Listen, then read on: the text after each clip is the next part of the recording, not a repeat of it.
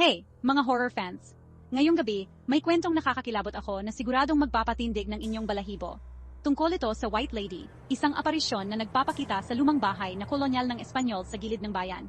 Isang madilim at bagyong gabi, may batang magkasintahan na nagpasya magtago sa abandonadong mansyon.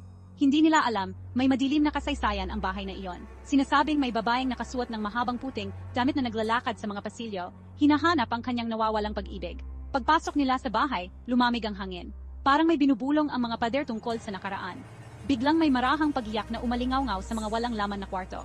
Ang magkasintahan, takot pero curious, ay sinundan ng tunog. Nakarating sila sa malaking hagdanan, kung saan lumakas ang pag-iyak. At doon, nakita nila siya, isang malinaw na anyo ng babae, ang kanyang mga mata ay hungkag at puno ng kalungkutan, nakatayo sa itaas ng hagdan. Ang kanyang puting damit ay parang hamog at ang kanyang buhok ay gusot na anino. Itinaas ng babae ang kanyang kamay, tinatawag silang lumapit. Ang magkasintahan, naninigas sa takot, hindi makagalaw. Bumaba ang White Lady sa hagdan, ang kanyang mga galaw ay mabagal at maingat. Pagdating sa ibaba, binuksan niya ang kanyang bibig para magsalita. Tulungan niyo ako, bulong niya, ang kanyang boses ay parang awit ng kalungkutan.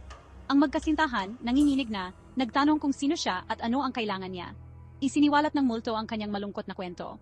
Maraming taon na ang nakalipas, siya ay bride-to-be, naghihintay sa kanyang groom sa mismong bahay na ito. Pero hindi dumating ang kanyang groom. Sa sobrang lungkot at pagkakanulo, nagpakamatay siya at ang kanyang espiritu ay na-trap mula noon. Naglalakad siya, hinahanap ang kanyang nawawalang pag-ibig, umaasang makahanap ng kapayapaan. Biglang yumanig ang bahay ng malakas.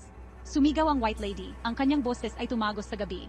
Tumakbo ang magkasintahan para sa kanilang buhay, hindi na lumingon pa. Nakatakas sila sa mansyon, pero ang alaala ng gabing iyon ay bumabagabag sa kanila magpakailanman.